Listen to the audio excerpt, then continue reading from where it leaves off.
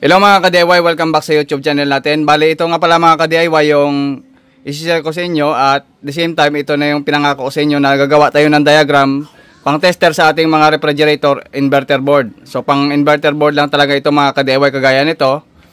Yan, inverter board ng ating mga refrigerator.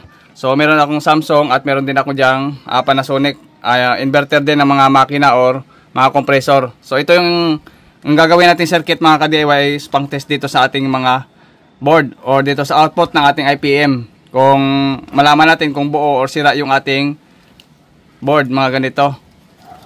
Yan. So meron ako ditong Panasonic. Dito Panasonic inverter board ng refrigerator at saka meron ditong LG. Ito sa LG ito mga ka-DIY at ito naman ay sa ating Samsung.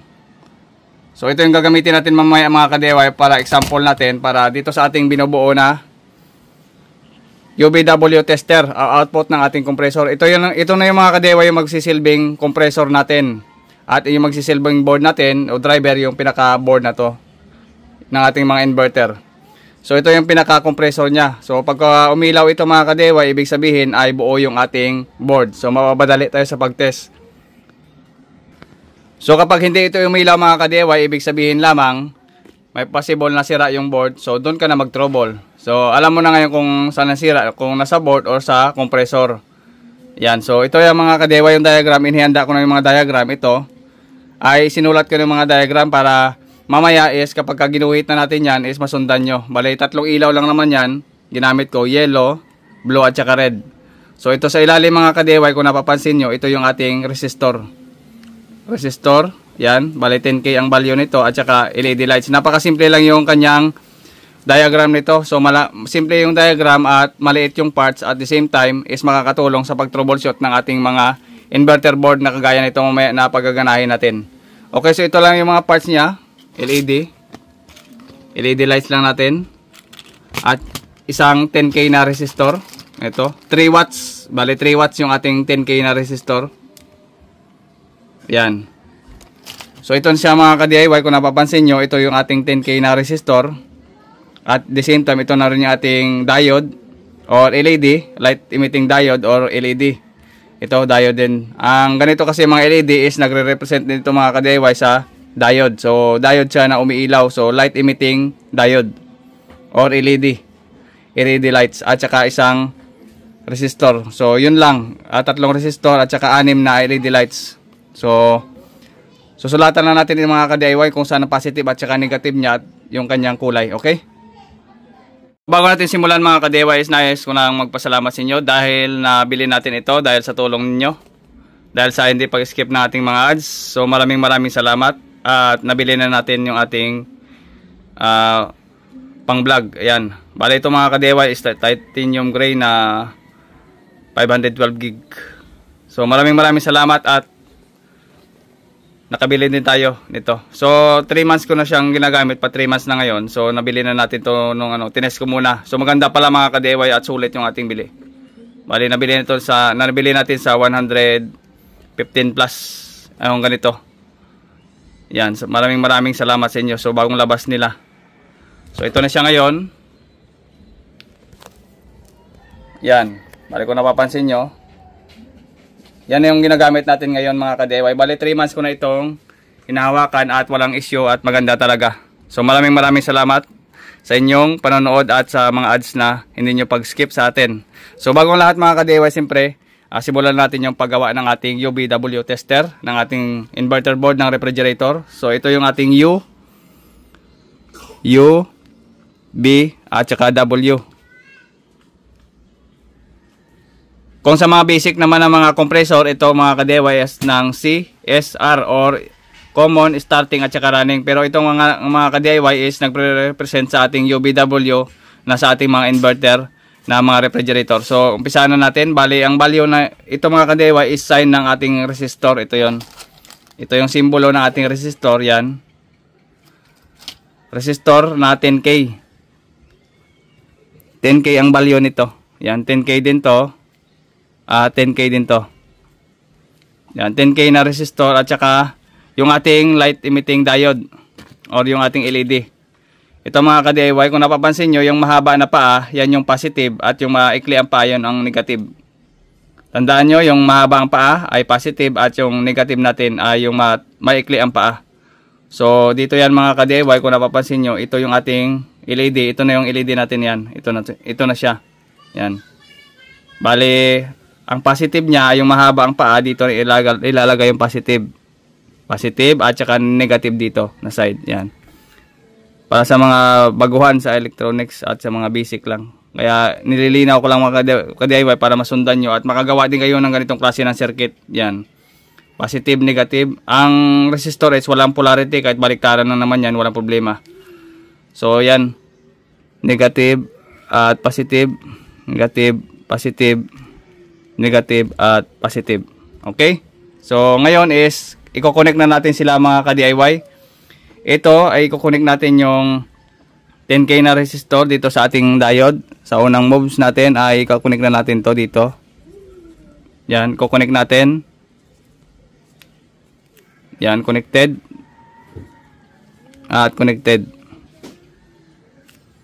Yan.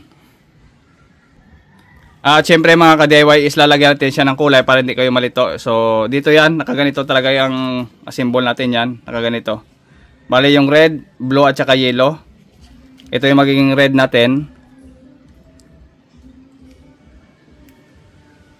Red, blue, at yellow.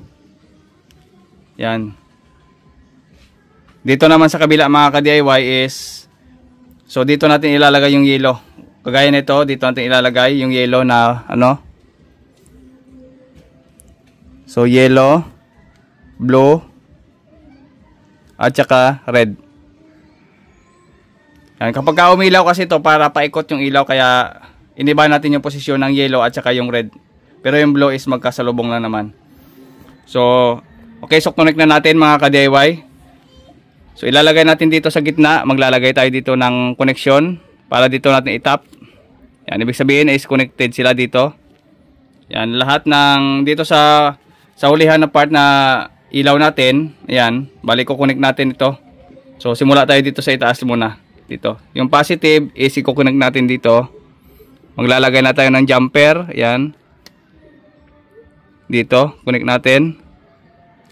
At yung positive is connect natin dito.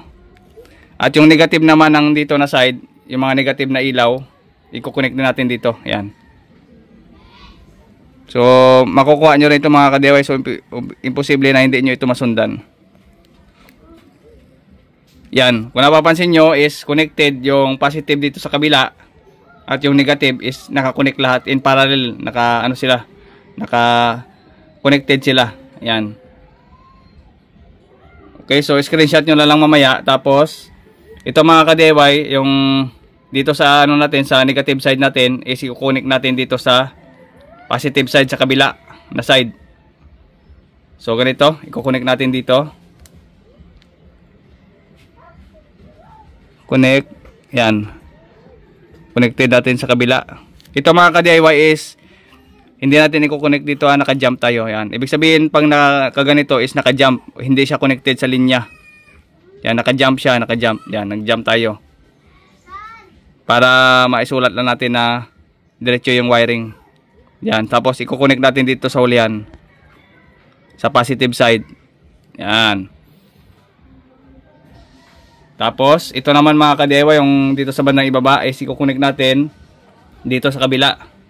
Sa yellow din. Yan, yellow, yellow. Blue, blue.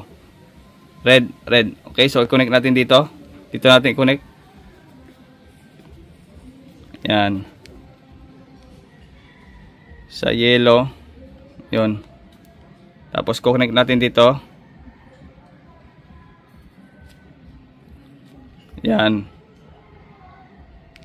So, connected na sila mga ka-DIY. So ang last natin gagawin is itong isa. Ito. I-connect naman natin yung negative. Yan. Ito. Doon sa red din.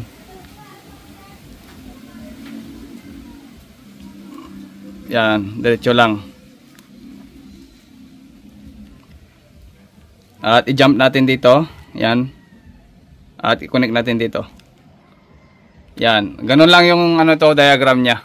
So napakasimple at basic lang naman yung diagram niya. Yan. So ito na siya ngayon mga ka-DIY. Yan, screenshot nyo muna para malaman nyo. Yan. At makita nyo rin siyempre at mapag-aralan ng iba. Ayan. Dito. Gamit lang kayo ng ganito mga ka-DIY yung mga board natin. Nabibili naman sa Shopee itong ganito. Mga empty na mga board na pwede nyong pagtusukan. Yan. So napakasimple lang. Okay, so gagamitin natin mga ka-DIY. Sample lang natin i-tester din sa ating mga hinandang board. Okay, tara. Okay, unang sample natin ito is Panasonic. Panasonic na compressor. I-connect na natin yung mga connection niya. Ito lang importante yung ating OLP. Pag ganito, i-jumper nyo na lang itong OLP natin pagka wala siyang OLP or overload protection. Ganito. I-jumper nyo na lang ito. Tapos importante yung ating output na papunta sa ating compressor. Ito yan. Yan. Punta doon. So bago yan is tanggalin na lang natin itong compressor. Yan. Tanggalin lang muna natin to. At ang isalpak na lang natin dyan is dito. Ito yung tatlong wire na hinanda ko. Yan. Dito pala sa diagram mga ka-DIY is lagyan nyo ng wire. Dito na kayo maglagay ng wiring. Yan. Dito. Wiring na yan dyan. Red. At blue. Yellow. At yellow. Yan. Yan. Yan yung pinaka-wiring niya ito. So kahit saan nilagay dito mga ka-DIY sa output ng ating dito sa output UBW dito. Kukunik natin dyan kahit magkabaliktad ng wire, okay lang naman yan. Importante mapapailaw natin. Ibig sabihin kapag umilaw yan, ay buo yung ating board. So ikukunik na lang natin dito. Kunik ko lang muna. Wait lang. So tanggalin na lang natin muna yung lahat, yung mga connection niya dito. Para para malaman natin. Tinanggal ko na yung connection papunta sa compressor muna kasi ito muna yung importante, yung board at saka ito saksakan natin. Yan, kapag ito lang yung dinala nyo or ito yung pinatest sa inyo, so matetest nyo siya mga ka-DIY. So dito sa overload natin is jumper nyo lang yan dito. Sa ilalim sa overload ito. CN302. Jumper nyo lang yan. Kapag hindi dala yung mga wiring. Kapag ganito lang or may nagpa-check sa inyo ng board is magagawa nyo or matitesting nyo siya. So connect lang natin. Okay, so connect natin dito.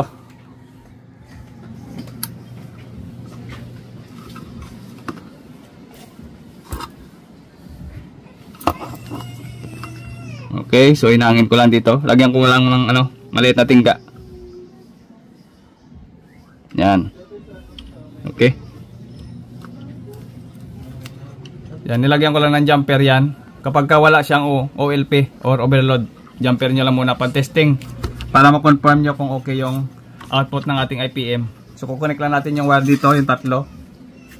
Kahit saan lang dito yung kulay ng wiring is okay lang. Walang problema. Kahit saan nyo mailagay. Yan. Kukunik nyo lang dito. At yung isang wiring. Basta sa output ng IPM, ilalagay nyo lang. Pag hindi ito umilaw mga ka-DIY, ibig sabihin magto-trouble na kayo sa board. Sa board talaga ang problema. Kaya ayaw umandar yung ating mga refrigerator. Ayan, so nilagay na natin sa output ng IPM. At huwag niyong kalimutan mga ka-DIY na maglagay ng 2K na resistor sa part ng pin number 1 at pin number 2. So pin number 1 hanggang 13 kasi yan. Ito dito sa ating, papunta sa ating sensor at papunta na rin doon sa ating thermostat. So ito lang yung dyan. Yung pin number 1 natin at pin number 2 is lalagyan nyo ng resistor na 2K ohms. 2K na resistor, 1/4 watts lang yung gamitin nyo. Yan, tapos i-tester natin. Pagka umilaw ito, ibig sabihin buo yung ating board. Yan, so tingnan nyo. Saksak natin dito sa ating AC. Kuha lang muna ako ng AC. Okay, so testing natin mga ka-DIY. Kumuha ko ng AC plug. AC natin, input. So, ito, saksak natin dito. Yan, kapag umilaw siya ito mga ka-DIY, kapag umilaw ito, ibig sabihin buo yung ating board. So, wala na kayo ibang trouble kundi compressor or sa sensor. So, ito on natin. Antayin lang natin na umilaw. Yan. Ibig sabihin mga ka-DIY, ang board natin ay buo, walang problema. So, power off ulit natin, ulitin natin, isa pa. Yan. Power on. Yan. So, yan mga ka-DIY. So, buo naman. Ibig sabihin kapag umilaw talaga ay buo yung ating board. Ngayon is, ilalagay natin doon sa ating compressor doon. Sa Panasonic compressor. Ilalagay natin. Power off lang muna natin to. Tapos, assemble natin itong ating compressor. Yan. So, tatanggalin ko na itong jumper natin. Tatanggalin ko lang itong na-jump natin. Ang maiiwan dito is yung resistor. Yan. Tapos ito. Tanggalin na lang natin to. Yan. Basic lang naman ito mga ka-DIY yung mga board natin. Yan. Basta may kunting alam tayo sa electronics is mapagtsatsagaan natin yan. Hanapin. Sira. So kapag hindi umilaw, ibig sabihin is nasa board ang problema natin. Yan. Okay. So saksak muna natin at power on na natin dito. Yan. Power on natin. At antayin natin na gumana itong ating compressor. Yan, narinig nyo, gumana na yung ating compressor. So, ganyan lang mga ka-DIY mag-direct ng ating Panasonic na inverter, board, refrigerator. Yan. Yan. Yan. Bali, nag-minor ng una at saka ngayon ay tumurbo na yung ating compressor. Yan.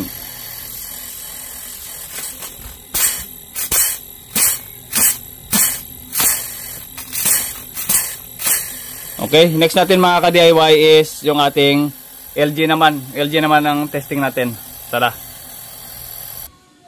So ito naman mga ka-DIY yung ating LG na board. Yan, balik kinabit ko na doon sa output ng compressor dito. Ito yung papunta sa compressor natin. So sa UBW natin, diyan nakakonect yung ating tatlong terminal ng ating tester. Ito. Ayan, kapag hindi naman ito nakakonect mga ka-DIY, yung ating, kapag walang wiring pala, bali yun na yung pinaka-connection natin ito. Tapos ito naman kapag hindi ito nakakonect, yung ating itong dalawang wire. Yan, pag tinanggal natin ito at saka hindi nakakonect, ang i-connect nyo lang itong blue at saka yung ano natin, black na wire. I-connect nyo lang dalawang yan para makatawid yung AC natin. I-connect nyo lang yan para ma-testing nyo kapag walang wiring na ganito. Okay, so tester natin mga ka-DIY. Saksak muna natin. Yan, bali nakasaksak na yan mga ka-DIY at saka power on na lang natin dito. Titingnan natin kung iilaw siya dito. So bago iniilaw mga ka-DIY is meron tayo ditong reset button ng ating LG. Yan o, kung napapansin nyo, yung maliit na yan na button, i-reset nyo lang yan. Yan o, ito. Pipindot nyo lang isa yan para matest nyo kung okay pa yung board. Kailangan i-press nyo yan ng isang beses. So i-press natin mga ka-DIY dito. Press natin. Tapos tingnan natin dito. Yan, bali umilaw na siya. So yun lang ang pinakailaw niya mga ka-DIY na matest natin yung board na ganito. So iba naman ang pagbigay ng ilaw nito.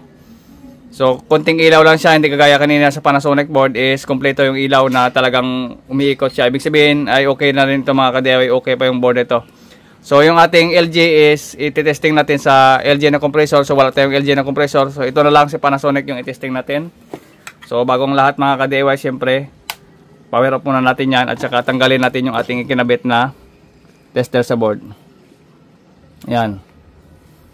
So i-connect na lang natin to doon sa ating compressor dito.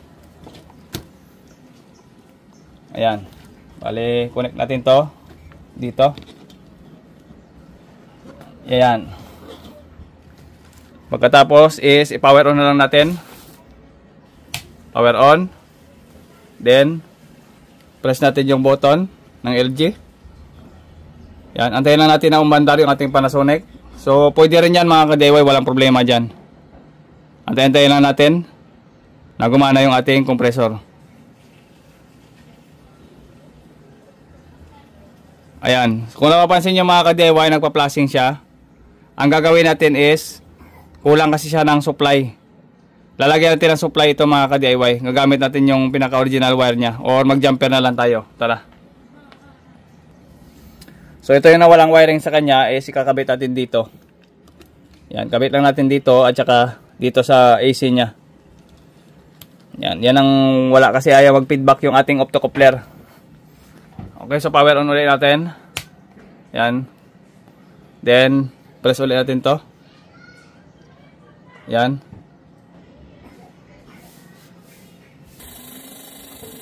So, yan mga ka-DIY, bali gumana na siya. Yan, inantay lang natin kasi may konting delay yan. Ito, okay na siya, gumana na siya. Yan. Yan. Bali tumurbo na siya mga ka-DIY. Yan.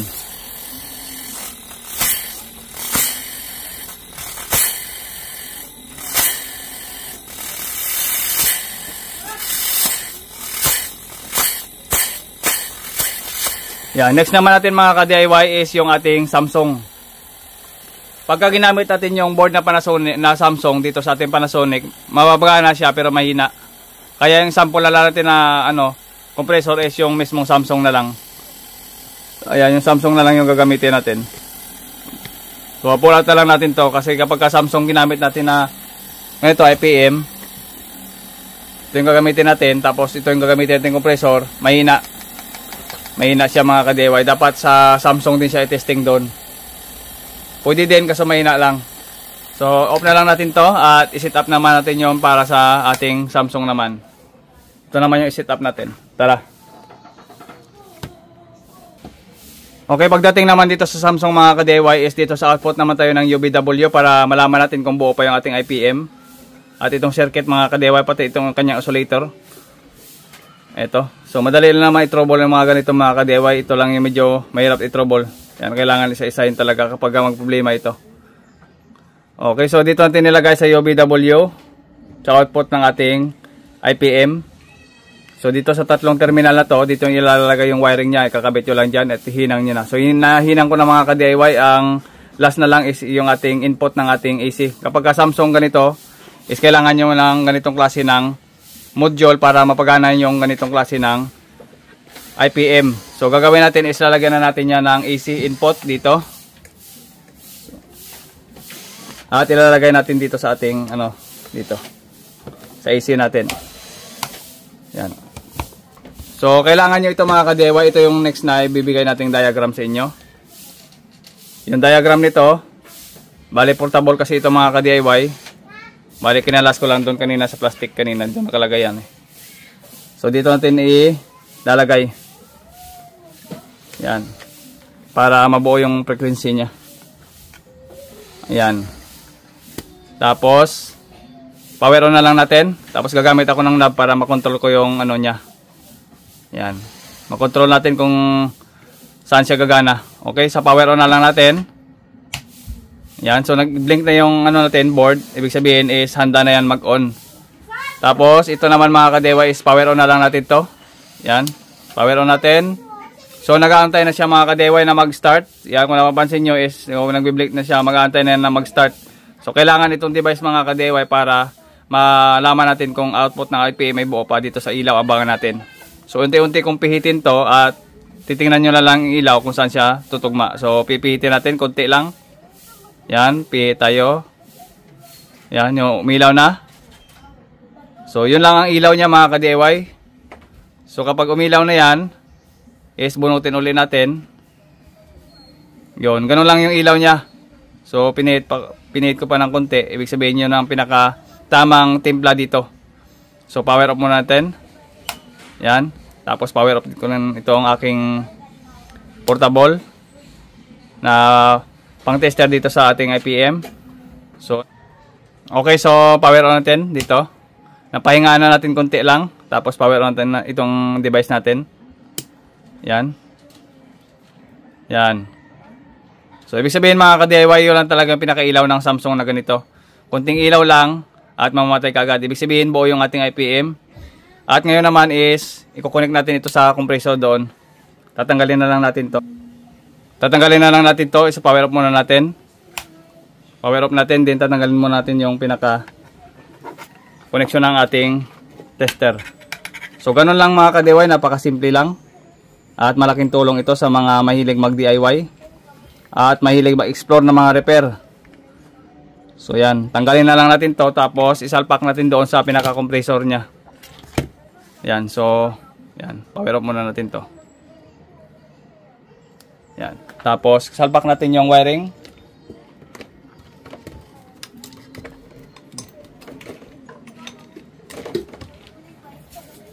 Ang wire na gagamitin ko mga ka-DIY is yung wire ng Panasonic. Ang importante lang naman dito yung tatlong wire ng UVW natin. So, lagay lang natin dito. Okay, so kasya naman dito yung Panasonic na wire sa Samsung. Yan, ito lang yung gagawin natin.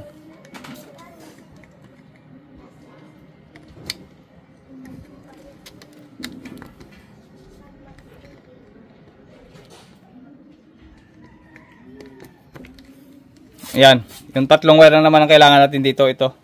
Dito wala na tayong i-direct dyan. Tapos ito naman is ilalagay natin yung connection ng UVW na connection natin dito. Yan. So nasalpak na natin, then power on natin ito. Yan, nag-blink na at start natin dito. Yan. So on natin. Unti-unti lang. Pagka pinihit natin, mawawala kasi ito. Ibig sabihin mag-start na yung compressor niyan. Yan, nawala na yung ilaw. Ibig sabihin mag-start na siya. Yan, ito na. Yan, narinig nyo? Yan. So, dagdagan ko lang ng konti ito. Ito yung next natin mga ka-DIY. Gagawan ko lang siya ng diagram para ma-share ko sa inyo. Yan. Yan, medyo mahina pa kasi hindi pa siya nagturbo. Mamaya-maya pag tumurbo yung compressor. So, kapag mga DC is medyo matagal magturbo. Una, mahina muna yung kanyang andar ng compressor, then mamaya-maya yan is dadagdag na yung RPM niya. Tataas na yung RPM, ibig sabihin lalakas na yung bomba ng compressor natin. Yan. Ayan, bali tumurbo na yung ating compressor. Kung napapansin nyo, lumakas na yung compressor natin ito. Yan. Yan. So, lumakas na yung ating compressor. Bombahin natin. Yan.